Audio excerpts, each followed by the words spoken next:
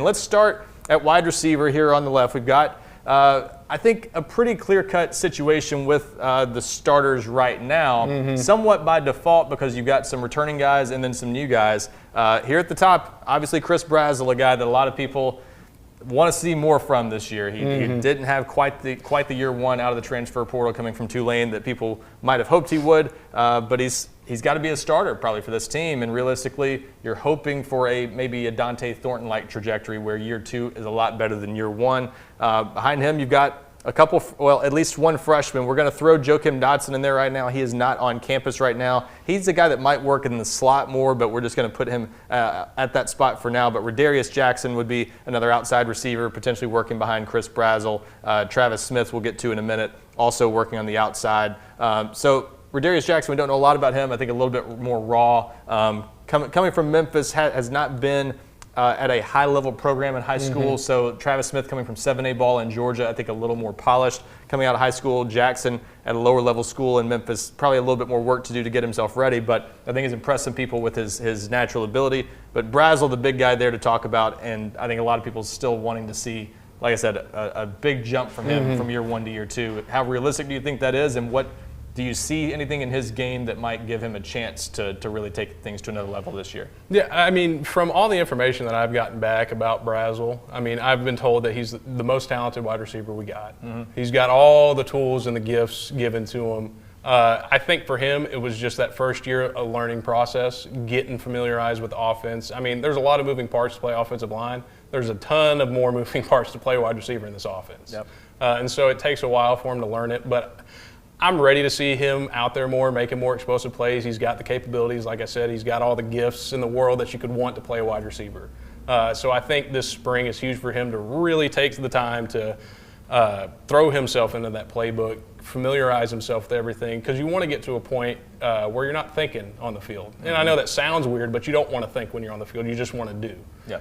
And I think he's working himself to a point to where it is just do and not think. And so I think that's going to bode really well for us. Like I said, he's super talented. I mean, get this guy the ball, and he's going to do something special for you. But, you know, it's also good to have those talented guys like that in the room that can feed off of the other people that may not be as talented but really grasp the classroom work of it well, and can help kind of share that with him and find ways to connect to him, make the connections in his mind for him. Yep. And I think that's going to this spring in general is just going to be super huge for what we're going to see from him in the fall. The other two positions, you've got guys that have not been starters before, but we've seen a little bit from them right now with Mike Matthews. And these are not necessarily number one and number two receivers. We just kind of group them together. One's probably going to be the X, the other's going to be the Y, however you want to describe that. But Mike Matthews, one of those outside guys, might end up being the leading receiver for this team. I mean, let's be honest, he's got that kind of ability. We just don't know yet whether he can do it consistently. I think 7 catches for 90 yards last year. And then Travis Smith, as I mentioned, the other freshman that's pretty polished, I think, has shown some flashes early on. There's some excitement about what he could do. If there's a freshman that might contribute a good bit right off the bat, it might be him. And then in the slot, you've got Braylon Staley, another second-year guy. Amari Jefferson is a guy that could play some outside but has been mostly working in the slot. It's worth mentioning he's in a red jersey, and we'll get into that in a minute, but he's coming off a hip surgery last fall during his time at Alabama. So not ideal that he's not back to 100% just yet, but clearly has some rust to knock off too, a guy that didn't get on the field at all during his time at Alabama. And then we're going to throw in Boo Carter here as well. We'll talk about him on defense, but he has gotten some work in the slot and is at least potentially a part-time receiver for Tennessee, so it gives you some additional depth. And we wanted to put Joakim Dotson on here too to show you, with Boo Carter included, Tennessee has a total of 8 scholarship receivers, so really 7 when you look at it. So that's still a position Tennessee very well might be looking to address in the transfer portal coming out of the spring. But your thoughts overall, just sort of on Tennessee's depth and how things are shaping up. And you know, there are position battles to an extent, as we talked about last week, but with the freshmen and newcomers being the backups right now, it really might be pretty easy for Staley, Matthews, and Brazzell to claim those starting jobs and kind of be the 3 guys to start the year. Yeah, I mean, when you're looking at it from a broad view, yeah, it looks pretty light on the depth chart. But like you said, I think they're going to add to it. But it also gives really good opportunity for these freshmen that are coming in to get quality reps.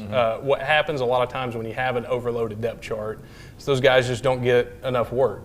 and so you can't really evaluate them and understand what they're going to be able to do. Yep. But now you've got so many open opportunities for these guys to kind of jump in, show them what they got, show their capabilities, and then you can figure out, all right, this is where I need to start to work with this guy. This is where this guy's got all this. Now let me add this into him because I think he can handle it. It gives you better insight on how to coach and train your players. I mean, when you're looking at this depth chart as a whole, it'd be really easy for Brazzell, Matthews, and Staley to be the guys. I mean, we expected a lot out of Mike Matthews last year. Obviously, didn't get the opportunities to see him a ton. Yep. But he's another guy that's got all the gifts and the talents in the world. He's just got to put it together. And I think he's done a pretty good job of putting it together. Now it's just giving him the time, the reps, and the stuff like that to get familiarized and get prepared for what the season's going to behold. Yep. But I mean, you got guys, Staley, another guy that's been here for a year, understands everything, can help pass that along. So you're going to help really strengthen the mentality of that room, because right now it's a wide open look. Anybody could really take those positions while you got the guys that you think are going to be there. It opens up that competition. Iron sharpens iron. You're going to get some really good one-to-ones to see who's going to actually truly beat out someone for the position. And so it makes an interesting spring for the wide receiver group, because it's such a heavily relied group that we need. Obviously, we didn't have the production out of them that we wanted last year with some of the guys that you thought would be huge for us. I mean, they still huge players, don't get me wrong, but wanted to see more out of them. And I think the coaching staff understands that, and they're really pushing this wide receiver group to make sure that everybody is prepared and ready to produce their best outcome every single Saturday.